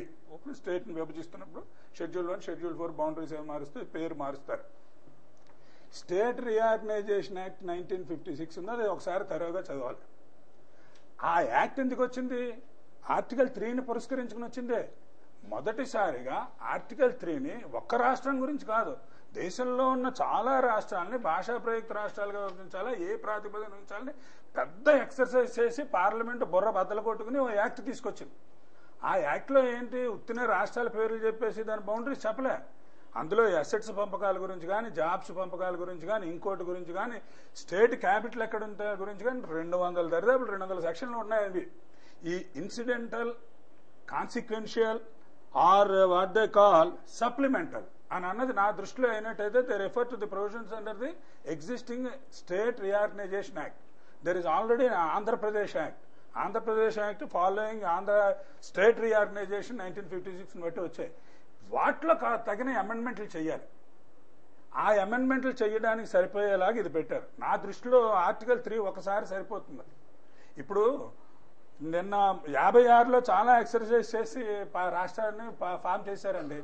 మన జాతకం బాగుండి ఇంతవరకు విభజనలు జరగలేదు మిగిలిన చోట్ల. రేపు ప్రతి 5 సంవత్సరాలకి పార్టీలు మారినప్పుడల్లా రాష్ట్రాన్ని విభజిస్తాం, కలుపుతాం, రాష్ట్రాన్ని విభజిస్తాం, కలుపుతాం అంటే ఇంకా ప్రజల్లో ఇంకో గోలే ఉండదు. మీ మీడియా వరకు మటు చాలా అందంగా ఇలాంటి డిస్కషన్లకి గంటలు మాట్లాడడానికి అని ఉంటుంది. ఇంకా మా ప్రజలకి ఉపయోగించే పనులు డైరెక్టివ్ ప్రిన్సిపల్ ఉన్నవి అచీవ్ చేయడం ఉండదు. అదేంటండి, అర్ధరాత్రి అపరాత్రి ఎక్కడా లేనటువంటి స్పీడ్ చూపెట్టి ఆ గ్రూప్ ఆఫ్ మినిస్టర్లు పంచలేకతో చేసుకుని రాత్రి పగలు పడుకెడుతున్నారు. ఇప్పుడు ఆంధ్రులకు కావాల్సింది, తెలుగువారి డెవలప్మెంట్కి కావాల్సింది, ఆంధ్రప్రదేశ్కి కావాల్సింది మినిస్టర్ గారికి ఇంకోటి లేదండి, ఎంపీ గారికి ఇంకో పని లేదండి. ఎంతసేపు అదో గ్రూపుల కింద కూర్చుని మేసాలలో తిప్పుకుంటూ సమోసాలు తింటూ కూర్చుంటున్నారు 35 మంది ఒక్కొక్కసారి. ఏమిటి ఆలోచిస్తున్నారు వాళ్ళు? విభజన వల్ల వచ్చేది ఏమిటి అని ఆలోచించారా? ఇది దుర్మార్గం. డెసిషన్ తీసుకున్నారు. ఈ ప్రక్రియ అన్నది మనం మాట్లాడుతున్న వెర్రాళ్ళ మనం ఇంకా వెర్రాళ్ళు చేస్తున్నారు. ఈ ప్రక్రియ అంతా going to be a farce. It is going to be an eyewash. President recommend చేశాడా, లేకపోతే అసెంబ్లీలో డిస్కస్ చేశారా, ఇంకోటైనా the writing is on the wall. It's very clear there. Now it is only number game. Parliament అందుకని జగన్ చేస్తున్నది నేను మెచ్చుకుంటాను. మన రాజకీయ ప్రతినిధులు సీమాంధ్ర అన్ని పార్టీల వాళ్ళు గుండెలు చింపేసుకుని ప్రజలు వచ్చారు కాబట్టి మేము కూడా సీమాంధ్ర గురించే ఫైట్ చేస్తాం, మేము సెపరేషన్కి ఒప్పుకోమని అన్ని పార్టీల వాళ్ళు ఈ ఏరియా వాళ్ళు అంటున్నారు. ఎంతకన్నా డ్రామా, నీచమైన డ్రామా ఉండదు. వీళ్ళందరూ కలుసుకుని అన్ని పార్టీలకు రహితంగా, పార్టీ ప్రిన్సిపల్స్ కి వ్యతిరేకంగా జగన్ చేసినట్టు మిగిలిన పొలిటికల్ లీడర్స్ ఎందుకు కలవట్లేదండి దేశంలోనూ? అయ్యా ఇది ఒక మన రాష్ట్రానికి కాదు, దేశానికి నష్టం కలిగించేది. దేశాన్ని ఫ్యూచర్ దృష్టిలో పెట్టుకుందాం. ఆయన ఆర్టికల్ 3 అమెండ్మెంట్ అన్నాడు, తీసేమన్నాడు. ప్లెబిసైట్ అంటున్నాం, నేను అంటాను. ఇలాంటి చాలా ఇంపార్టెంట్ విషయంలో ప్లెబిసైట్ అనేది రావాలి. అంతేగాని రాజకీయ ప్రతినిధులకి మనం ఏమో దొంగాడి చేతిలో ఊరికే తాళం పెట్టేసేసి మనం వెరివేధాల్లో చూస్తున్నాం. దాన్ని తప్పుగా ఉపయోగిస్తున్నారు. పరిస్థితి వచ్చింది. నా నమ్మకం సుప్రీంకోర్టు ఇవన్నీ 371 ఇవన్నీ నా దృష్టిలో ఇవన్నీ చాలా సింపుల్. ఇది అటు చెప్పొచ్చు, ఇటు చెప్పొచ్చు. 371 ఏంటి? ఆంధ్రప్రదేశ్ స్టేట్ లో హోల్ ఆఫ్ ది స్టేట్ అని అన్నారు, స్టేట్ ఆఫ్ ఆంధ్రప్రదేశ్. అప్పుడు ముల్కీ కూడా ప్రసాద్ గారు చెప్పినట్టు ఆ బ్యాక్గ్రౌండ్ లో 3 ప్రాంతాల్లోనూ సమన్యాయం జరగడానికి చదువులో ఒకటి, వైద్య సదుపాయాలు, లేకపోతే జాబ్ ఇయ్యడాలు, 3 విషయాల్లో మీరు కొట్టుకు చావకుండా మీ ఇద్దరు తగుని తీసుకెళ్లి ప్రెసిడెంట్ గారు చేతిలో పెట్టారు. ప్రెసిడెంట్ గారు ఆర్డర్ ఇచ్చిన దాన్ని బట్టి అన్నారు. ఉద్యోగుల్లో చాలా పెద్ద తగులు ఉన్నాయి. సెటిల్మెంట్ ఇది ఇప్పుడు మళ్ళీ మొదలవుతుంది. ఒకవేళ కానీ డివిజన్ అయినట్టయితే ఒక 371 ఒక అడ్మినిస్ట్రేటివ్ ట్రిబ్యునల్ సరిపోదు. ఏ స్టేట్ కి ఆ స్టేట్ కూడా అడ్మినిస్ట్రేటివ్ ట్రిబ్యునల్ ఉండాలి. ప్రమోషన్లు, పోస్టింగ్స్, ట్రాన్స్ఫర్స్, చచ్చేటన్ని ప్రాబ్లంలు. అసలు మీకు చాలా మంది ప్రజలకు తెలియంది ఏంటంటే 1950 ముందుకు ఉద్యోగస్తులుగా ఆంధ్ర, హైదరాబాద్ స్టేట్ లో ఉన్న ఉద్యోగులు, గవర్నమెంట్ ఉద్యోగుల యొక్క సీనియారిటీలు, ఫైనల్ పొజిషన్లు ఈ రోజు తెలియవు. ఇంకా అడ్మినిస్ట్రేటివ్ ట్రిబ్యునల్ డిస్ప్యూట్ లో ఉన్నాయి. అడగని కావాలంటే మిత్రులు సుప్రీంకోర్టులో అక్కడ పెండింగ్ ఉంది. అలాంటి ప్రాబ్లమ్స్ వస్తాయి. ఇవన్నీ ఉన్నాయి. వాడు ఏం చేసినా 371 ముట్టుకున్నా సింపుల్ నా దృష్టిలో అయినట్టయితే ఇది supplemental or incidental or consequential amendment to law existing. If 371D is considered to be an ordinary law of the land, I make a distinction between constitutional provision and an ordinary law which is by act and act. Enactment of the parliament. అది తీసుకొచ్చి amendment కానీ ఇందులో తీసుకొచ్చి కూర్చోబెడితే consequential అని state of whole of state of Andhra Pradesh బదులు అది తీసేసి బ్రాకెట్ లో పెట్టేసేసి in Telangana and Andhra residuary అంటారో తోటకూర ఏంటంటారో వాళ్ళు ఇష్టం. అది అన్నమాట. రెసిడ్యూరీ అసలే నాకు బాధపడిన మాట ఉపయోగిస్తున్నారు ఎక్స్ప్రెషన్, నాకు కంపరం వచ్చేస్తుంది అలాంటి మాటలు. రెసిడ్యూరీ ఏంటంటే దేనికో ఏదో పని అన్నారు, ఆ సింపుల్ గా మార్చేస్తారు అంతే. చిన్న అమెండ్మెంట్. ఆ అమెండ్మెంట్ చేయాలంటే తెలివైన వాడు అయినట్టయితే నేను ఒకసారి ఒక మిత్రుని అడిగాను, ఉత్తి సెపరేషన్కి ఒక బిల్లు ప్రత్యేకంగా డివిజన్ సింపుల్ 1 సెంటెన్స్ యాక్ట్. ఆ రీఆర్గనైజేషన్ యాక్ట్ లో డిఫరెంట్ ప్రొవిజన్స్ మార్చడానికి ఒకటి. 371 కాన్స్టిట్యూషనల్ అమెండ్మెంట్ కావాలన్నారు కదా కొంతమంది పండిట్స్. ఓకే, దానికి సెపరేట్ బిల్లు. ఆ బిల్లు ఎవరు పెట్టాలి? అది ఆన్ రికమెండేషన్ ఆఫ్ ప్రెసిడెంట్ సరిపోదు. డివిజన్ కే ఆన్ ప్రెసిడెంట్ ఇది అని అనుకుంటే అది కేబినెట్ విడిగా పెట్టాలి. అది 2/3 మెజారిటీ తీసుకుంటుంది. రెండింటికి మధ్యలో గ్యాప్ కి ట్రాన్సిషనల్ ప్రొవిజన్స్ ఏమైనా చేస్తారేమో. ఇవన్నీ మన ఊహకు అందనివి. పెద్ద పెద్ద మేధావులు ఉన్నారు. సెంట్రల్ గవర్నమెంట్ కి లా మినిస్ట్రీ ఉంది. కపిల్ సిబాల్ లాంటి వాళ్ళు ఉన్నారు. మంచి చేయాలన్నా చెడు చేయాలన్నా మేము ప్లేడర్లను అటు ఇటు కూడా చెప్పగలిసిన కెపాసిటీ ఉన్న వాళ్ళు. ఉదాహరణగా ఏపీ ఎన్జిఓలు ఇటీవల సమ్మె మీద 2 జడ్జీలు కూడా 2 రకాల అంటే దాంట్లో 2 జడ్జిలు భావాలు ఏంటంటే చాలా ఏం చెప్పారంటే పబ్లిక్ ఇంట్రెస్ట్ లిటిగేషన్ కాదు, ఇదేమో వాడు ఎవడో పొలిటికల్ ఇంట్రెస్ట్ లిటిగేషన్. న్యాయమూర్తులు కూడా అంటే భిన్నవాదంలో భిన్న అభిప్రాయాలు ఉంటాయి. అందుకని ప్రజలకి మీ ద్వారా మీరు టైం ఇస్తే నేను మట్టుకు కోరేది చెప్పేది ఏంటి అంటే ఈ ఆర్టికల్ 3 ఇంకోట అని పెద్దగా ఆలోచించి బొర్రలు పాడు చేసుకోకండి. దొంగలు లూటీ చేసేసారు ఆల్రెడీ. ఈ లూటీ అయిన దానికి ఒక లీగలైజ్ చేయడానికి స్టాంప్ గురించి ప్రయత్నం చేస్తున్నారు. అంత మించి కాదు. ఇంకా అవకాశం ఉంది. ప్రజాస్వామ్యం మీద నమ్మకం ఉన్న ఎంపీలకు నిజంగా నమ్మకం ఉంటే దుర్మార్గపాటు ఆడకుండా ఇంకా టైం మించిపోలేదు. పార్లమెంట్లోకి ఏదో రోజు రావాలి. అసెంబ్లీకి ఇస్తారా ఇవ్వకపోతే వాళ్ళు వెధవ పనులు తప్పుడు పనులు చేయాలనే కోరుకుంటున్నాను. అసెంబ్లీకి పంపించకుండా డైరెక్ట్ గా పెట్టాలని అనుకుంటున్నాను. ఎందుకంటే ఓ మాట ఎక్కడో విన్నాను నేను, సోనియా అమ్మగారు ఏదో ఇది గిఫ్ట్ కింద ఇచ్చేయాలని అనుకుంటున్నారు, ఆవిడ దిగిపోయే లోపల ఏదో నిజంగానే అలా చేయాలని కోరుకుంటున్నాను నేను. చాలా మంచిది అది. ఆవిడ కొంతమంది గుళ్ళు కట్టిస్తారు, కొంతమంది గుడి బదులు కూడా వేస్తారు, తర్వాత అది వేరే విషయం. ఇప్పుడు జరగవలసింది, నేను kindly 1 minute my appeal to all the Andhra, Seemandhra, Rayalaseema వాళ్ళు 115 రోజుల నుంచి రోడ్డు మీద పడి నానా కష్టాలు పడ్డారు. దయచేసి రేపు పార్లమెంట్ సెషన్ అయ్యేంత వరకు మళ్ళీ ఒకసారి రోడ్డు మీదకి రండి. మీ ఆగ్రహాన్ని, మీ ఆవేదనని, మీ మనోభావాల్ని వ్యక్తం చేయండి. మీ ఎంపీలు, మీ ఎమ్మెల్యేలు మొదటి 15 రోజుల్లోనూ, నెల రోజుల లోపలనూ డ్రామా కట్టి మీతో చేతులు కలిపిన వాళ్ళు మళ్ళీ ఒక 15-20 రోజుల నుంచి మళ్ళీ వాళ్ళు పార్లమెంట్ నాయకుల యొక్క తొత్తులుగా మారి అక్కడో బిస్కెట్ ముక్క వేయండి, ఇక్కడో బిస్కెట్ ముక్క వేయండి అని అడుగుతున్నారు. చాలా దుర్మార్గం పని చేస్తున్నారు. దయచేసి మిత్రులారా, ఆంధ్రులను ప్రతి వాడు రోడ్డు మీదకి ఎక్కండి. మీ ఎంపీలను మళ్ళీ టకాయించండి. పార్లమెంట్ లో ఎట్టి పరిస్థితులు అదో కుక్క బిస్కెట్లకు ఆశపడద్దని, తప్పనిసరిగా సమైక్యంగా ఉండి తీరాలని అడగండి. ఈ కాన్స్టిట్యూషనల్ ప్రాబ్లమ్స్ ఇవన్నీ కూడా ఎక్స్పర్ట్లు చూసుకుంటారు. మన అదృష్టం బాగుండి సుప్రీంకోర్టు ప్రజాభిప్రాయానికి విలువిస్తోంది. ఆ రకంగా మార్పులు జరుగుతున్నాయి. మీరు ఇంకోటి చాలా గ్రహించాలి, రివ్యూ ప్రతి దాంట్లోనూ కూడా రివ్యూ అనేది చాలా సహజం. తప్పు చేసి ఎవడయ్యా గొప్పవాడు? తప్పు చేసిన వాడు వాడు తప్పు నొప్పుకుని దాన్ని మార్పు చేసుకునేవాడు గొప్పవాడు. అటువంటిది సుప్రీంకోర్టు రివ్యూ చేస్తోంది. కాంగ్రెస్ పార్టీ నిరూపించింది, ఆర్డినెన్స్ ఇచ్చింది, మళ్ళీ వెనక్కి తీసుకుంది. ఒక యువ నాయకుడు చెప్పాడని ఇందులో చేయలేరంటిది. ఆ పని చెయ్యొచ్చు, చేయడానికి సావకాశం ఉంది. ఇది మేము వెనక్కి తెప్పన మడమ తెప్పన వీరులో అని అనుకోవడానికి లేదు. కానీ ప్రజల ప్రెషర్ మట్టుకుండాలి. దయచేసి మీ సిసిసి వారు కూడా దాన్ని సావకాశం. ఇప్పుడు మళ్ళీ టైం వచ్చింది. మా లాయర్ మిత్రులు కడపలో మీట్ అయ్యి 21వ తారీఖు వరకు వారు చేస్తున్న యాజిటేషన్ కంటిన్యూ చేస్తున్నారు. ఏపీ ఎన్జిఓస్ ఏం డిసైడ్ చేశారో నాకు తెలియదు. వారు లీడర్షిప్ లో కారణం ఏంటంటే రాజకీయ ప్రతినిధులు అందరూ దొంగాటాడి ముసుగులేసి ఎంతసేపు ఎల్లుండొచ్చే ఎలక్షన్ లో మళ్ళీ దోచుకోవడానికి అవకాశం ఉంటుందా లేదా, ఈ పార్టీ నుంచి ఆ పార్టీకి గెంతుదాని ప్రయత్నం చేస్తున్నారు. వాళ్ళ కాలర్ పట్టుకోండి. మొన్న అన్న మాట అప్పుడే మర్చిపోయినట్టుగా కనబడుతున్నారు.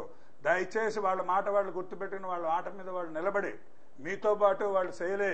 పార్లమెంట్ లో తప్పనిసరిగా ఆంధ్రాని రిప్రజెంట్ చేసే పార్లమెంటేరియన్స్ కూడా విభజనకి అడ్డుపడేలా మాట్లాడి తీరేలాగా మీరు దానికి తగినటువంటి ఏర్పాటు చేసుకుని కోరుతున్నారు. సాంబశివరావు గారు, ఇప్పుడు ఖచ్చితంగా గతంలో చూసుకుంటే ఇందిరాగాంధీ రాష్ట్రాన్ని విడదీయడానికి ఎట్టి పరిస్థితుల్లో ఒప్పుకోలేదు. గతం మీరు కూడా జయాంధ్ర ఉద్యమంలో ఉన్న వ్యక్తి, ఆనాటి నుంచి పరిస్థితులు చూశారు.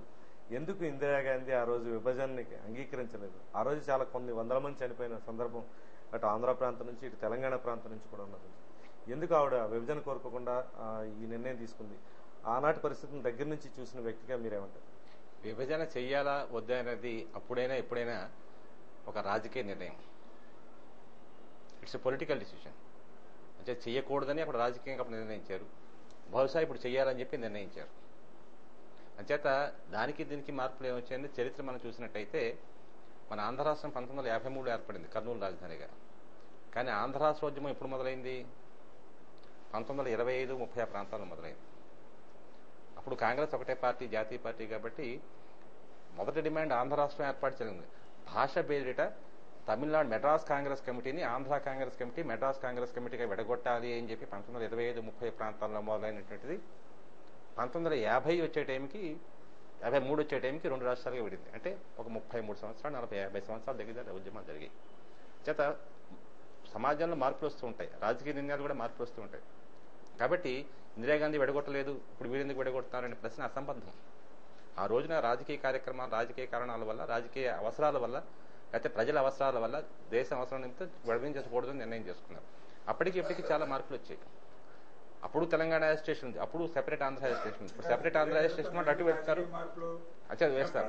ప్రజల యొక్క అభివృద్ధి ఉత్తి రాజకీయ కారణాలు అని అంటే, రాజకీయ కారణం అంటే ఓట్లే, అదే మేము అంటున్నాం సార్. నేను చెప్పగలను ప్రభుత్వం. అయ్యా సుబ్బారావు, ఈ రోజు మనం రాజకీయాల గురించి విశ్లేషించుకున్నట్టయితే అధికారంలో ఉన్న పార్టీలు ఎవరూ కూడా విభజనకి వాళ్ళ లోపల కావాలనుకున్నా చెప్పలేకపోతున్నారు.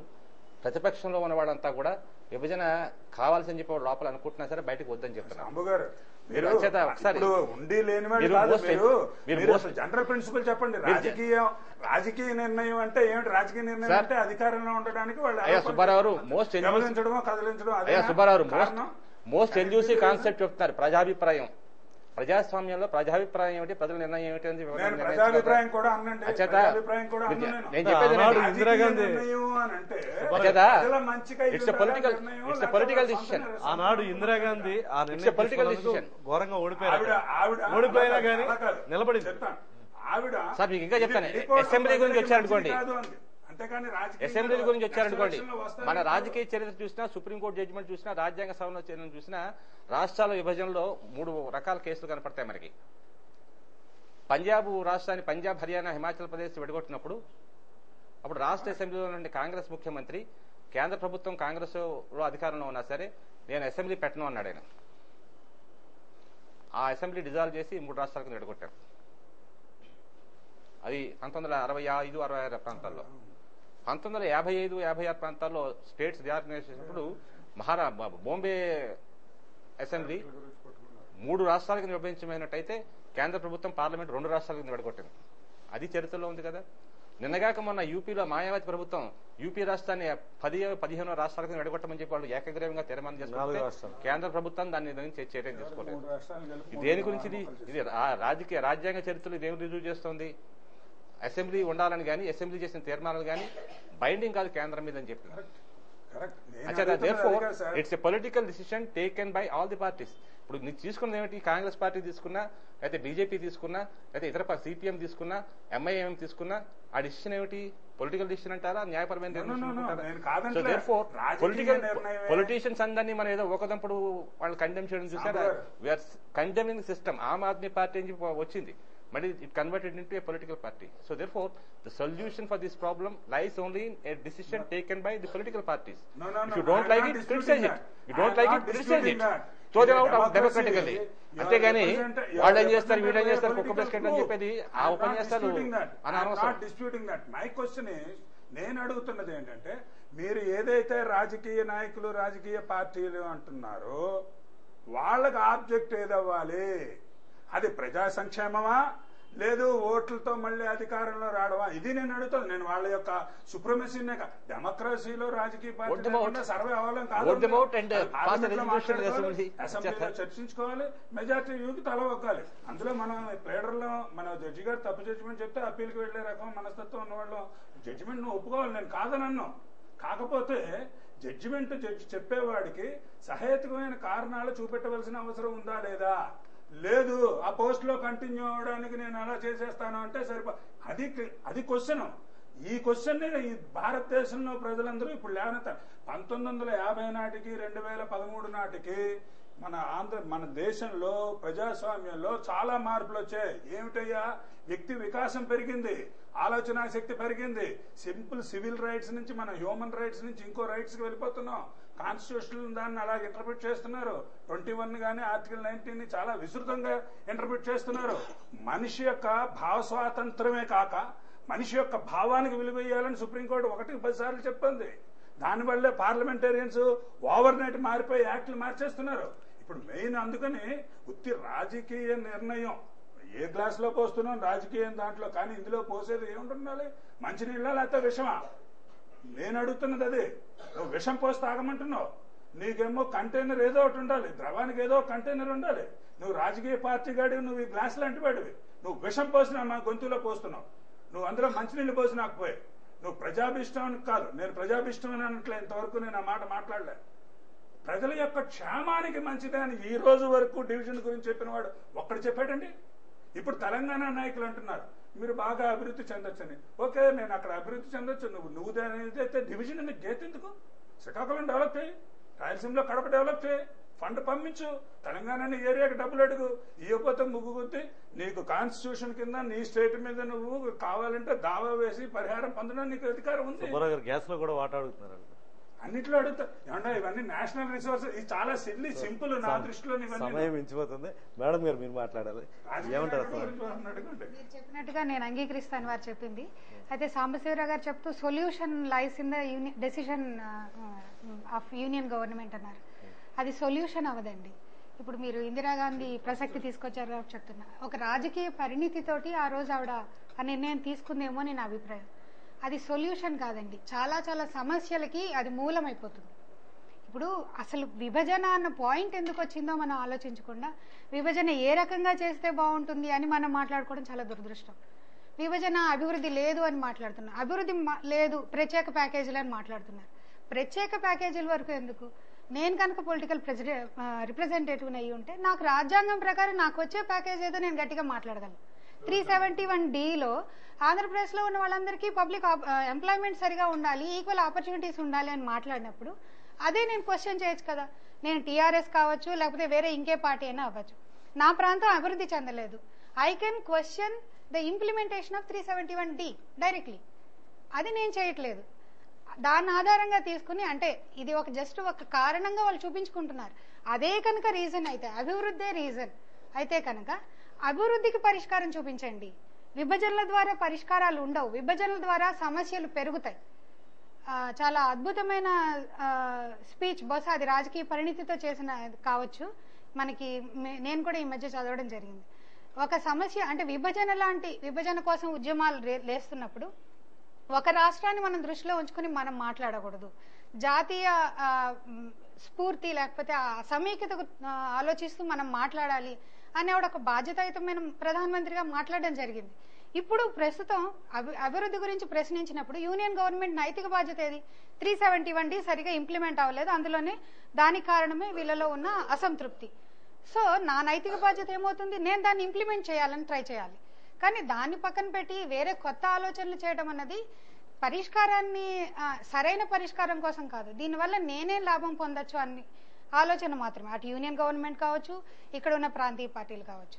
సో విభజన అసలు ఏ రకంగా విభజన రాజ్యాంగబద్ధం అవుతుంది, చట్టబద్ధం చేయటం అన్న పాయింట్ కాకుండా ప్రస్తుతం రాజ్యాంగం ప్రకారం ఉన్న చట్టాల్లో ఎందుకు అభివృద్ధి జరగట్లేదు, ఇది మనం ప్రశ్నించుకుంటే బాగుంటుంది అని నా అభిప్రాయం. ఓకే, సమయం మించిపోయిందండి. ఒకసారి అందరికి ఫైనల్ రౌండ్ లో ఈ చర్చా కార్యక్రమం ద్వారా మీరు ప్రజలకు తెలియజేసే అంశం ఏమైనా ఉందా? ఫైనల్ గా క్లుప్తంగా చెప్పండి.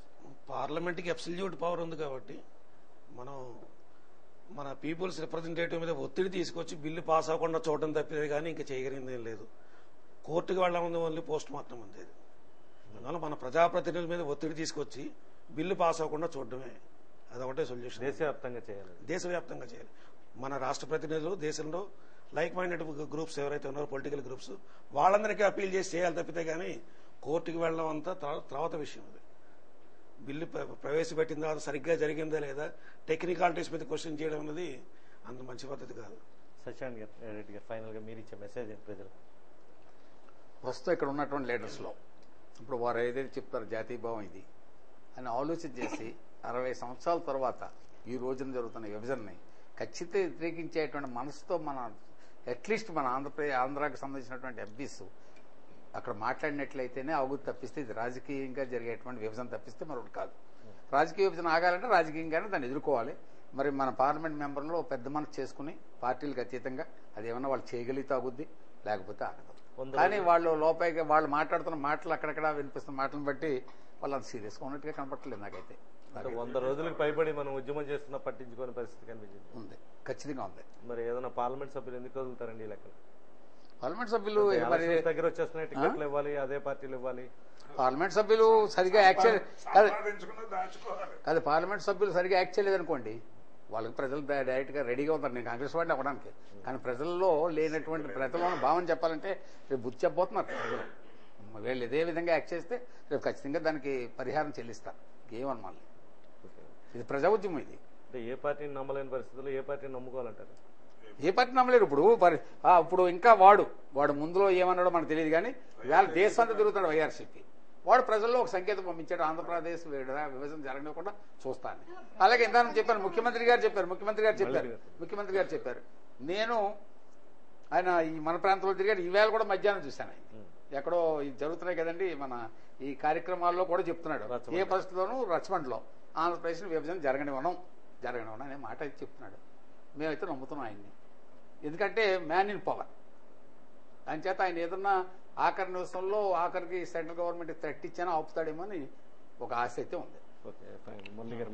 ఇప్పుడు సీమాంధ్ర పార్లమెంటరీస్ అంటే ఎంపీసే కాకుండా మిగతా పొలిటికల్ పార్టీస్ ఎంపీస్ కూడా అడ్డుకోగలిగితేనే ఇది ఆగుతుంది. మిగతా పార్టీలు కూడా కూడగొట్టుకోవాల్సిన బాధ్యత సీమాంధ్ర ఎంపీలందరికీ ఉంది. అందరి మీద ఒత్తిడి రాగలిగారు. వాళ్ళు ఎలాగా వాళ్ళు నైతికంగా వాళ్ళు ఈ విభజనకు అడ్డు పడతామని చెప్తున్నారు కాబట్టి అదే స్ఫూర్తితో వాళ్ళు మిగతా రాజకీయ నాయకులను కూడా ఒప్పించగలిగినాడు. ఓ బీజేపీ అనండి ఇంకో పార్టీ అందరినీ ఒప్పించినాడు. ఇది అడ్డు కూడా అవుతుంది. జరుగుతున్న డ్రామాని చూసిన తర్వాత ప్రజలకి అంటే మనం కరెక్ట్ గా ఇచ్చే మెసేజ్ అంటే ఇప్పుడు నాయకులాగా తప్పుదారి పట్టిస్తున్నారు అన్ని పార్టీల వాళ్ళు, మీరు చెప్పేది వాళ్ళ మీద ఒత్తిడి తేగలం తప్ప మనం ప్రజలందరూ కలిసి మన నాయకుల మీద ఒత్తిడి తీసుకొచ్చి వాళ్ళు మనకి ఫేవర్ గా మాట్లాడేట్లాగా పార్లమెంట్ లో ఒత్తిడి తేగలం అంతగా చేసి ప్రయత్నం లేదు.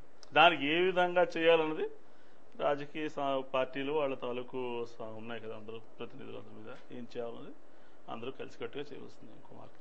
ఓకే, థ్యాంక్ యూ అండి. సుబ్బారావు గారు, ఫైనల్ గా ఇప్పుడు యూపీఏ గవర్నమెంట్ లో భాగస్వామ్య పక్షాలని బెదిరించి బ్లాక్మెయిల్ చేసి సిడబ్ల్యూసీ మీటింగ్ ముందు కాంగ్రెస్ పార్టీ విభజనకి అంగీకరించేలాగా ఒత్తిడి తీసుకొచ్చిన సందర్భం మనం చూసాం. రేపు పార్లమెంట్ సమావేశాలు జరుగుతున్నప్పుడు కూడా దేశంలో ఉన్న ఈ చిన్న చితకా పార్టీని బెదిరించి వాళ్ళ బిల్లుకు అనుకూలంగా తీసుకురారన్న నమ్మకమైనా ఉందా? నాకు ఏ రాజకీయ నాయకుడు రాజకీయ ప్రతినిధి మీద ఎవడి మీద నమ్మకం లేదండి. దొంగలు ఎవడికి వాడు సెల్ఫిష్. అసలు పొలిటీషియన్ డెఫినేషన్ సాంబు గారిని మేడం గారిని అడగండి. పొలిటీషియన్ డెఫినేషన్ లో ఉన్నదే సెల్ఫిష్నెస్. స్వార్థానికి పనిచేసేవాడు రాజకీయ నాయకుడు అన్నాడు. కాదనమనండి ఫస్ట్ స్వార్థం. అది అనేవాళ్ళు లేరు, ఉండాలి తక్కువ. ఈ స్వార్థపూరితమైన కాకపోతే ఏంటంటే ఇప్పుడు ఇక్కడి నుంచి వెళ్ళిన ఎంపీలు మొన్నటి మినిస్టర్లు ముఖ్యంగా కేబినెట్ లో ఉన్నవాళ్ళు నేను మటుకు సమైక్యాంధ్రకే కానీ అమ్మగారి మాట ఇది ఎక్కడిది? నువ్వు అమ్మ తప్ప ఉంటే నువ్వు సమైక్యం మర్చిపో. లేదు, ఈ ద్వంద్వాలు మాట్లాడి ఎవరిని మోసం చేద్దాం. మోసం స్వార్థం ఈ రెండు పూర్తిగా మనకున్న ప్రస్తుతం రాజకీయ ప్రతినిధులు ముఖ్యంగా యూనియన్ కేబినెట్ లో ఉన్న మినిస్టర్లో సీమాంధ్ర నుంచి వెళ్ళిన వాళ్ళు 100కి 100 పాళ్ళు ఆ విష రూపంలో ఉంది. వాళ్ళు ఆ రకంగా ఉన్నంత వరకు దోపిడీలు దొంగతనాలు మూర్ఖంగా ఇంకోటి అవన్నీ అక్కర్లేదు. మన వాళ్లే మన కింద చాపలాగిస్తున్నారు. వాళ్ళ నిజంగా ప్రజాభిప్రాయానికి తగ్గట్టుగా నిజంగా మన అభివృద్ధి కోరుకునే వాళ్ళు అయినట్టయితే ఈ రోజునైనా మించిపోయింది లేదు. చాలా దౌర్భాగ్యం. మినిస్టర్ గారు అంటున్నారు ప్రైమ్ మినిస్టర్ గారు నేను రెసిగ్నేషన్ ఇచ్చాను 2 సార్లు ఉండిపోమన్నాడు, నేను వెళ్ళి ఆఫీస్కి వెళ్తానంటాడు. ఆయన ఇంటికి వచ్చేసి కాకినాడలో కూర్చుంటే ఉన్నాను కాదన్నాడా? ఆయన అన్ని గన్మన్ని వాళ్ళని అందరినీ ఇచ్చేసి నేను ఇక్కడ మామూలుగా ఆయన ప్యాంటు చొక్కా వేసుకుని కాకినాడలో కూర్చుంటే కాదన్నారా? ప్రైమ్ మినిస్టర్ గారు నన్ను అన్నారు చాలా ఇంపార్టెంట్ మినిస్టర్ నువ్వు వద్దని అన్నారు. అంటే మనకి పేక మీద కత్తేస్తాడుగా, తెగేస్తాడు ఆ మినిస్టర్. పెద్ద మనిషి బాగా చదువుకున్నాడు, అమెరికాలో చదువుకుని వచ్చాడు. ఇంకో మినిస్టర్ గారు అంటున్నారు నీకు పెద్ద ప్యాకేజ్ ఇచ్చేస్తానని. అందులో ఎంత నీచమైన బుద్ధో వాళ్ళది. వాళ్ళు మామూలుగా సెంట్రల్ గవర్నమెంట్ రెగ్యులర్ గా బడ్జెట్ లో ఇచ్చే ఫండే కిందకి రావటం లేదు, వచ్చిందేమో పందికొక్కుల్లో బొక్కేస్తున్నారు. ఇప్పుడేమో 10 కోట్ల 1000 కోట్లను 1,00,000 కోట్ల రూపాయలు ఇచ్చేసి మనకేమో బంగారం పోత పూసేస్తారు. ఎవరినండి మోసం చేయడానికి తప్పుడు మాటలవి? ఆ కబుర్లు చెప్పేసి వాళ్ళు అక్కడ ఉంటున్నారు. ఇలాంటి దుర్మార్గుల పార్లమెంటులో ఉన్నంత వరకు మీకు ఆంధ్రులకి న్యాయం. నేను ఒక్క డివిజన్ అంటే రేపు ఎల్లుండి ఎలక్షన్లు వస్తున్నాయి. మన పొలిటికల్ సిస్టంలోనూ మన రిప్రజెంటేషన్ ఆఫ్ పీపుల్స్ యాక్ట్లోనూ ఉన్న కాన్స్టిట్యూషన్లో ఉన్న వీక్నెస్ ఏంటి అంటే 4 దొంగల మధ్యన ఒక దొంగను సెలెక్ట్ చేసుకోవాలి. మనం మీకు ఆప్షన్ లేదు. పొలిటికల్ పార్టీస్ క్యాండిడేట్లను పెట్టాలి. అందులో పార్లమెంట్ ఎలక్షన్లు అనేటప్పుడు కోట్ల రూపాయలు 7 లక్షల మందిని 7 ఇవి తిరగాలి అని అంటే కాళ్ళు బాగానే చెప్తున్నారు. అన్నా హజారే మూవ్మెంట్ ఆమ్ ఆద్మీ పార్టీ పెట్టి వాళ్ళంతా ఎక్కడ ఉండాలని చెప్తా అదే చెప్తున్నానండి.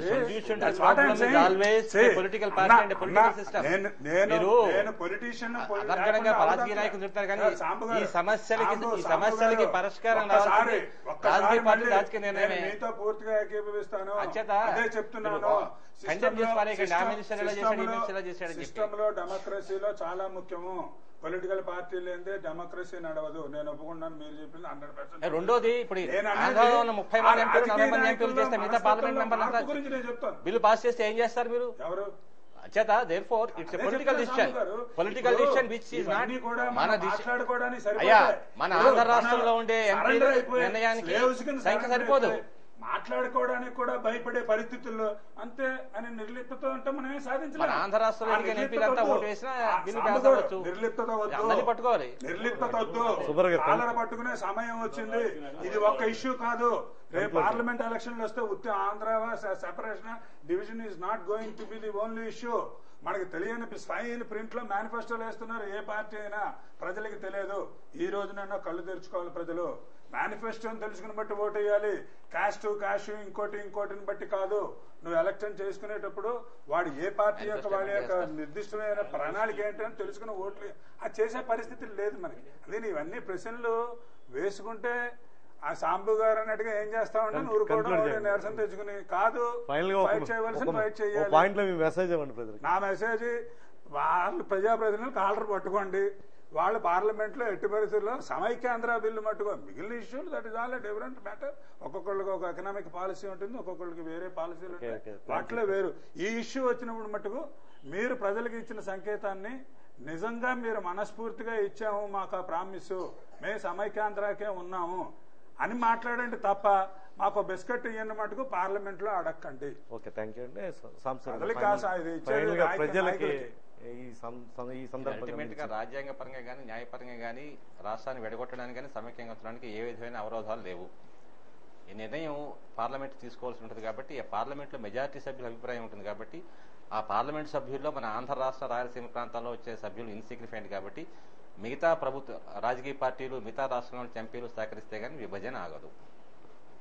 మనం 42లో తెలంగాణ తీసేస్తే కోస్తా రాయలసీమ ఆంధ్ర మంత్రులు సుబ్బారావు గారు కింద నుంచి తిట్టండి ఉద్యమాలు చేయడం వలన ఒత్తిడి వలన ఉపయోగం ఉంటుంది. ఉద్యమ చరిత్ర గురించి మాకంటే మీకు బాగా తెలుసు అయ్యా. ఉద్యమ